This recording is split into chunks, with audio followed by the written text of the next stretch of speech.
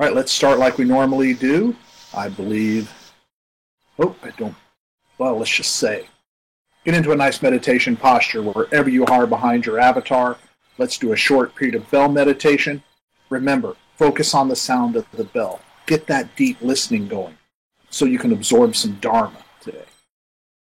Probably going to get distracted. When it happens, just gently remind yourself and go back to focusing on the sound of the bell.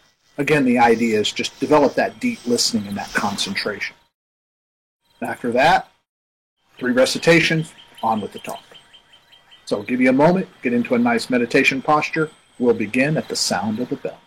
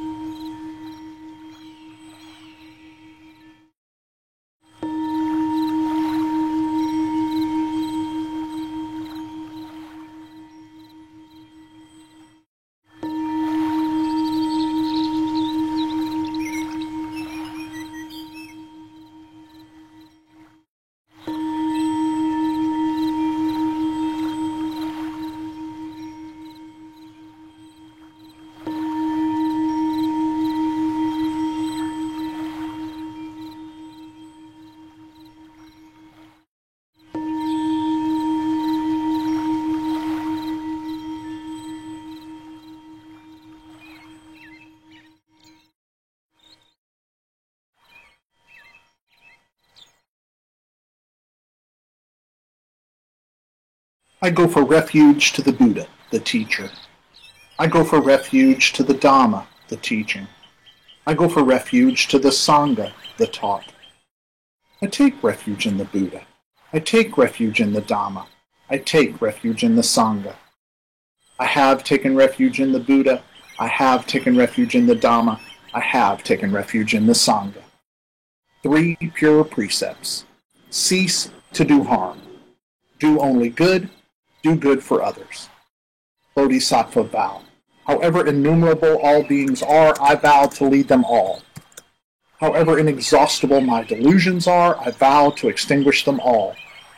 However immeasurable the Dharma teachings are, I vow to master them all. However endless the Buddha's way is, I vow to follow it completely. Swaha.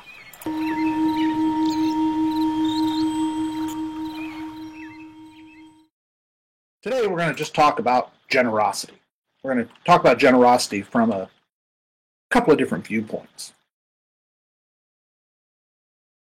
And again, this is all kind of getting set up for the last part of the year to start bringing all this together into the Sigalovada Sutta and the lessons from that. So all of this is kind of a build up to that. So today we're going to talk about the refinement of generosity. Traditionally, this is a Mahayana ideal. It's a big thing for bodhisattvas in training, and it's named in the Mahayana text the 6 perfections.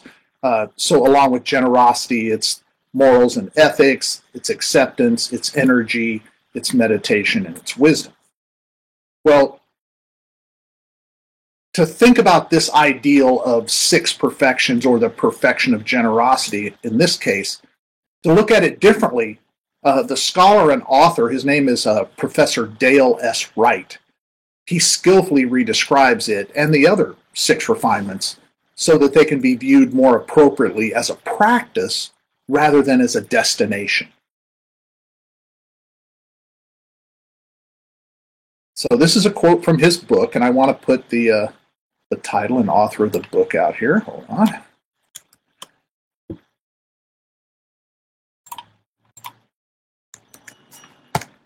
So it's The 6 Perfections by Dale S. Wright. And this is a quote from the book. Perfection denotes a goal that can rarely, if ever, be reached. There's always more to learn, more to experience, and more ways to practice. Refinement, however, denotes a commitment to improving and expanding on our practice moment to moment. Can we ever truly be perfect? Once we get to perfection, we could become complacent and comfortable, thus forgetting why we struggled to get there, what we aimed to do once it was reached, and how we could improve things from there. There is always room for improvement, thus there is refinement. Unquote. So that, again, that's from his book, The 6 Perfections, Professor Wright. This was 2009 from Oxford University Press. Well, like nirvana and enlightenment, generosity can be mistakenly viewed as something to be perfected. Nothing that is subject to the impermanence and causal conditioning that we know is a reality can ever be perfected, but they can be refined. We can constantly be making things better, right? Making better choices, being better to ourselves and others. You know the deal. Now, a bodhisattva in training, and that's what I like to consider all of us, as you guys know. I think I see us all as bodhisattvas in training. Well, we exhibit, or we should be exhibiting, encompassing compassion, a disposition revealed in the practice of generosity of spirit. Giving of material goods, spiritual gifts, skills, and knowledge is offered equally both to the self and to others in need, because the self and others hold equal importance in the causal universe. And this may seem contradictory in the light of the ideal of the Buddhist social self, unless one recalls that the Buddha made it clear that without caring for ourselves, we would not be able to extend that generous care and compassion to others. So we've got to show it to ourselves first. Even generosity of spirit, we should show that to ourselves first. So it is through the practice of generosity of spirit that practitioners develop this skill, the ability to give of oneself in a variety of ways, both physical and mental, without any expectation, doing it because it is the right thing to do. Generosity of spirit.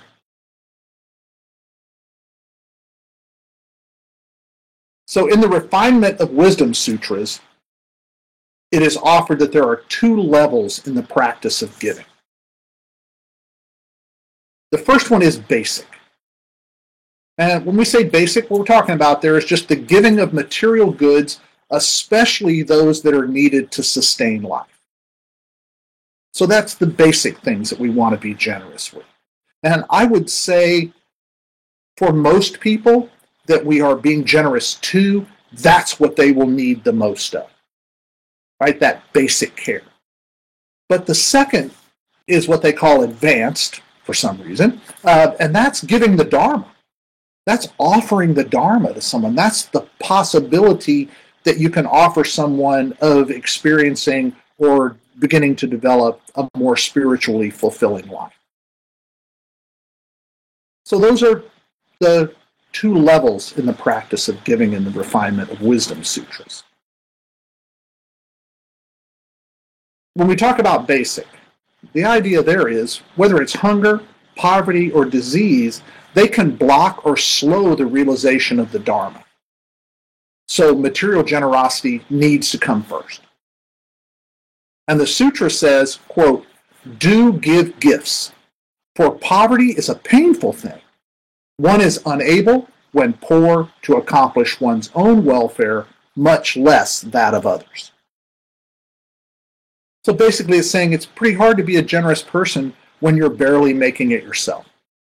It's pretty hard to think about the spiritual emptiness you might feel when your stomach is empty and your mind is full of anxiety and fear and worry.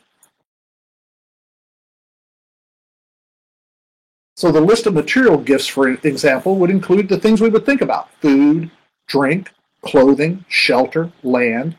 These are basically all of the elements that a person needs to sustain their life and the lives of their family.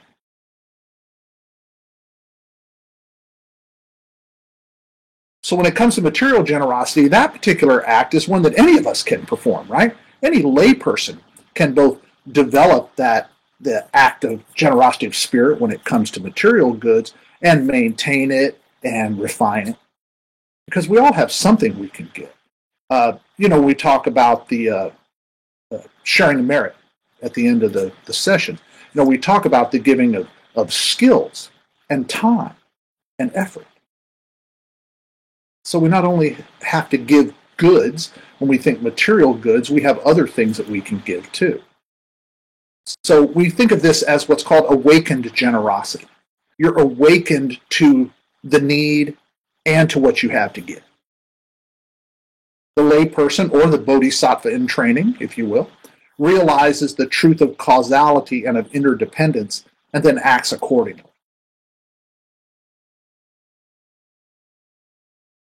So, with the truth of causality, meaning there's a causal factor that has created the need for generosity, and there's a causal factor behind the actual offering of that generosity, and there's the acceptance of that generosity, and then the use of that generosity. So there's all kinds of causal factors that come in, but it also reveals our interdependence on others and on the causal universe itself. When it comes to the second one, the advanced, there's some people that believe that only monastics or true bodhisattvas, those people that have reached this lofty ideal of bodhisattva, that these are the only ones that can give the Dharma. So, taking myself, for example, people think that I'm the only type of person that can give the Dharma, for example. Well, I'm going to have to say kind of bull on that myself. But Buddhist teachers, instructors, and mentors, they teach and guide others so that they become more effective social selves from a Buddhist point of view. And they offer examples of the Dharma, right? I come here and I do that with you guys all the time. But in my experience, a layperson is just as capable of this advanced generosity because they can give the Dharma. Right? You guys give the Dharma all the time, to the extent that you stand as examples of the possibilities of human flourishing and the alleviation of suffering through how you think and how you act. So as you choose to follow the middle path and you practice, you are giving the Dharma. It's just you're doing it in a quiet way by setting examples. By just being who you are as a Buddhist. That's giving the Dharma. So the gift of the Dharma, teachings and instruction meant to improve human flourishing and lead others to enlightening moments. This is what we're shooting for when we offer this gift of the Dharma. In the Diamond Sutra, for example, it is said that if someone were to offer an immeasurable quantity of the 7 treasures to fill the worlds, as infinite as space, as an act of generosity, the happiness resulting from that virtuous act would not equal the happiness resulting from the son or daughter of a good family who gives rise to the awakened mind and reads, recites, accepts, and puts into practice the sutra, explains it to others, even if only a gatha of 4 lines. It's a lot of words there. But basically what it says is, you could do the most amazing things of generosity. Give all your money away. Give all your cars away. Do all these just really outrageous acts of generosity. And that would not even come close to equaling if you just went out and said, hey, have you heard about the Dharma? And just said 4 things about it. If you just said to someone, for example, if they maybe during this time of this health emergency, somebody gives you something that you really need, and you tell them, well, that's a really nice act of generosity of spirit that you've just done, and I really appreciate it.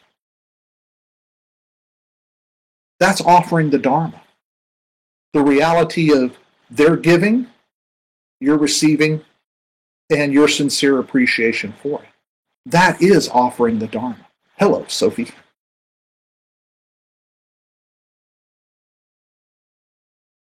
There are 2 views of generosity. Remember, I said there are 2 practices, basic and advanced. Now, these are 2 views. One is driven by selfish intent, and the other by selfless intent. The first one is called worldly giving. And you might think off the bat, oh, that means, you give to anybody in the world, and that's a good thing, which it is. That's not what they mean here. When they say worldly giving, it applies to when you give and you retain a notion of the self, meaning the idea of, look at me, look what I just did, I'm so cool. And you have a notion of others, but it's, predicated first on the notion of yourself. But then you also keep a notion of the value of the gift. Like you give, you brag about it, but then you take it off your taxes because it has value. And then you're always stuck on the results of your giving. It's all, look what I did. Look. Oh yeah, I did that last year, but it was really good. Look at it. So that's worldly giving. Hello, Koan. And then there's refined giving. And this is what they call a 3-fold purity. It's a gift that's given without regard to what benefits the self might obtain. Meaning no expectation. You give, and that's it. You just let it go. And then there's without expectation of the recipient. So the recipient is getting it without even knowing it's going to come, right? This is a refined kind of giving. When you see the need, you respond or react to the need, but you don't do it by telling the person, oh, look, that all came from me. And then the last one is without attachment to the gift. And that, again, is the idea of I gave them my car. Here in St. Louis, I'm sure they must do this all over the country. If you donate a car to Goodwill, you get like Cardinals baseball tickets or stuff in return. Well, that's kind of having an attachment to the gift. That's giving a gift, right? Generosity of spirit, but you're accepting something back. Or you like to keep saying, I gave them my car or my boat. Now, both of these things, both levels are admired and promoted, right? Because generosity is generosity, and it helps people no matter, well, I will not say all the time, but most of the time it doesn't matter the intent, because it's going to help someone. Because both of these result in both of these result in the alleviation of suffering, but really only the second one is a truly selfless act. Most people start out with worldly giving, by the way, because we feel good about ourselves giving, and we want to let people know we feel good about it, and we want them to feel good about us doing it. We kind of, in that case, we kind of forget that we also want people to be thankful that the people actually got something that they needed. So starting out as a worldly giver, that's cool. But as our practice progresses and our practice matures, then we start to realize that we really want to do that more refined giving. And why is this? Because intent. Intent is a really important aspect of generosity. The intent, or the attitude, if you will, of the giver, and then the intent or the spirit of the gift are both essential in what we do as bodhisattvas in training. The donor, meaning you or I or whoever the giver might be, should be prompted only by the need that they are aware of or mindful of, not by the possible rewards. Whether it's even just a simple thank you, that's a reward, by the way. When it happens, of course, you accept it sincerely, but you don't really even want that or need that, if you will. So any hope or expectation or self-congratulation just diminishes the act, and it demonstrates the immaturity of the giver's practice.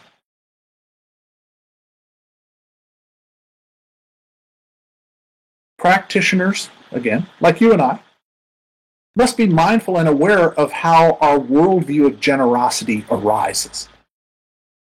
Because we come at generosity from different ways, from different views. Generosity in any society grows from the history and the language that makes it a desirable trait. For example, in America, there's this me attitude, right, that's promoted from the time we are young. That look out for yourself, you're number one, or we're a nation of individuals. These thought patterns are not conducive to promoting generosity of materials and spirit. They do not develop an overall generosity of character because the appropriate intent is not engaged. It's all about still the me. So thinking must be altered to highlight the needs of others along with the needs of the self.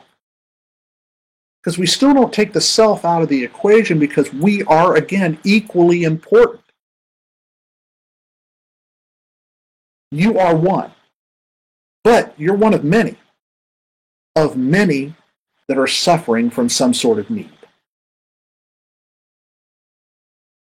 I would say that right now, during this health emergency, this coronavirus, that each of us are suffering some sort of need, whether it be the need for a nice physical hug or toilet paper. There's something that we're all needing right now. So generosity of spirit becomes even more important to us. Praising the acts of giving in meditation or in social action, practicing the acts of giving in meditation or in social action helps develop compassion. Because we can't just wake up one day and say, I will be compassionate from now on, and make that really happen. Or say, from now on, I'm going to always be generous of spirit. No, that doesn't happen overnight either. It takes practice. We have to think about it in meditation, and we have to actually do the actions. In practice, we create a self-character that becomes capable of freely giving. I have to say this. Is this easy? No. We get very attached to the things that we have. But we work to construct a pattern of skillful generosity of spirit that will then build upon itself in the very same way we practice anything else on the middle path. We construct a pattern, and then we let that build upon itself.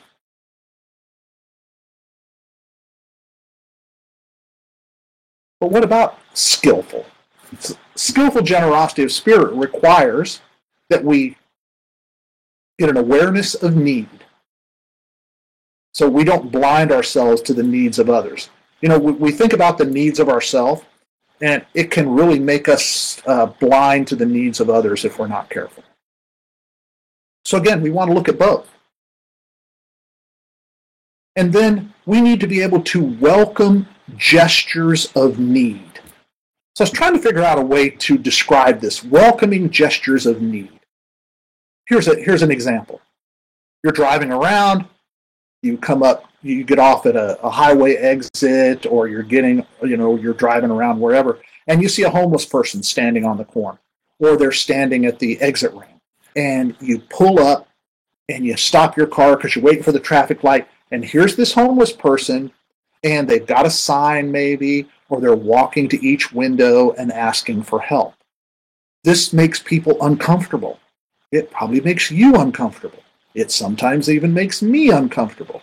But we need to be able to welcome those gestures of need, to understand that even if we don't have anything to give, that it's not a bad thing to at least accept the gesture, and rather than turn your head away and act like you don't see them, is to roll your window down and say, I'm sorry, I really have nothing to give you today, except I hope you have a safe and healthy day. That's something at least. So that's what welcoming gestures of need means. Oh, by the way, again, let's take this internally. We have our own gestures of need that we do internally with ourselves, and sometimes we might think, oh, wait a minute, no, I have no reason to need that right now. Well, if you're classifying it as a need, then you need to welcome those gestures of need even within yourself. Very important. Then number 3 is effectively following through, whether it be to not avoid the homeless person that walks up to the car and at least engage them in a short conversation, or short words or whatever, or if you see a need and you say, I think I'm able to fulfill that need, and then you don't. We want to effectively pursue it when we can. And then the last, and this is a good one, knowing when to stop giving. This rarely gets thought about. There comes a point when giving in certain circumstances becomes less than effective. So I want to put this into the context of the 3 characteristics of skillful means. I want to do this briefly. On May 1st, the talk is going to be about skillful means, so we'll flesh this out. We'll broaden your knowledge of this a little more, but I just wanted to throw this out here as part of how we look at generosity. So we start out with this idea of preparation. So we want to gain a full understanding of the need and how that need can be met. Then when we find out what the need is, another part of preparation is, getting the stuff together to meet that need. So preparation is both awareness of need and welcoming gestures of need. Because in both of those, we're finding out what the need is, right? And then there's permission. Will actions taken maintain the integrity of everyone involved? And will choosing not to act make things worse? Is there permission to act, both from yourself and from society in general? There are some things maybe that we shouldn't do in a certain moment. And then when, again, might generosity need to end? We have to give ourselves permission for these things. Permission meaning look into it and decide, is this the appropriate thing to take, and then give yourself permission to do it. And then there's resources. We've got to have the resources. Are the skills, materials, and manpower that you're able to use or to engage, are they sufficient to make a difference? The resources one can be really situational. And I'm going to use the homeless person on the street again. Somebody comes up and says, man, I haven't eaten for a couple of days, could you spare anything? What you'd really like to be able to do is just give them $20 so they could go buy a meal. But that might not always be possible. Maybe you've only got $1 in your pocket. Well, granted, that's not enough to buy a meal, but it's enough to start making a difference. So generosity of spirit takes a lot more thought and action than you might think.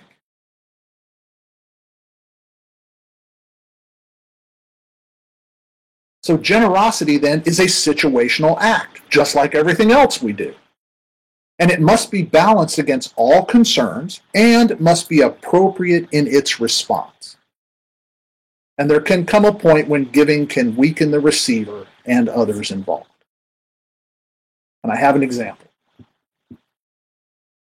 There's an employee at work, and they're a friend to everybody. Everybody likes this employee. They're always punctual. They show respect to coworkers and to their bosses. There's a problem. They can never seem to get the job right. They can never seem to actually do the job effectively.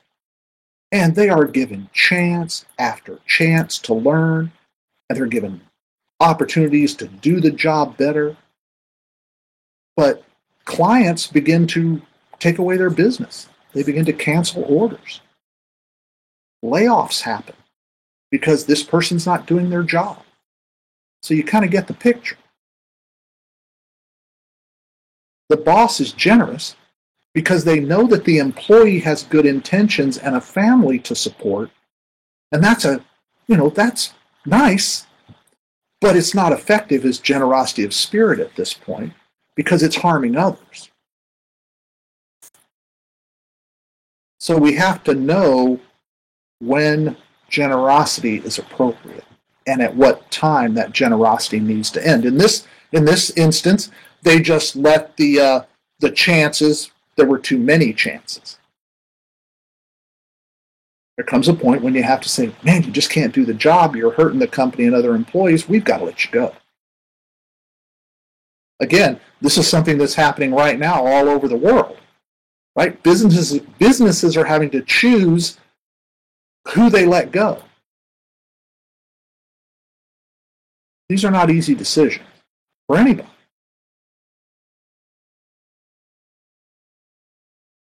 So again, the negative results of generosity here are fairly evident, right? Folks lose their jobs, clients are unhappy, and employees begin to react negatively to the company and to that particular employee. And then, of course, the business becomes might close because of lack of business. So generosity is not just about the giving. Generosity is also about knowing when the giving needs to stop.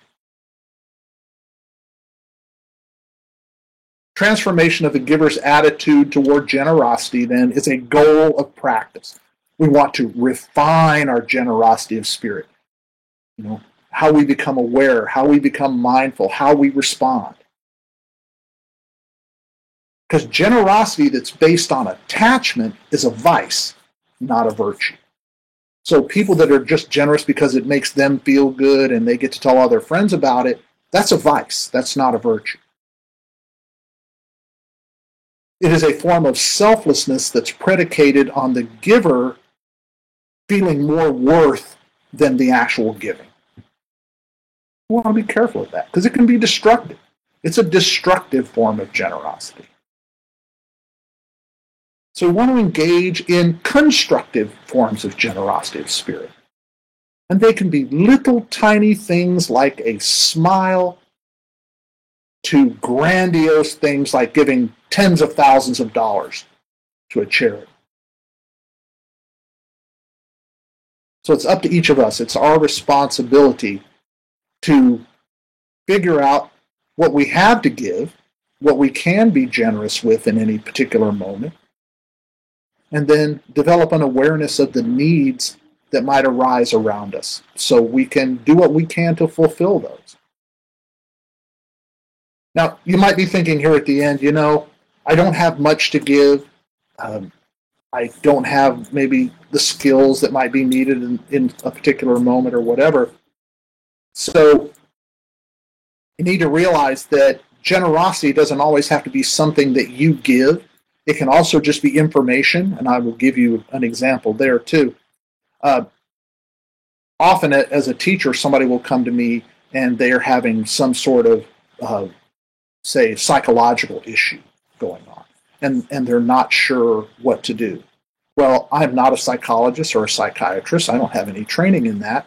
So my generosity of spirit then is to direct them to somebody that could help them. That is also generosity of spirit. That is taking the time, the knowledge, maybe even the skill to help someone find ways to get help.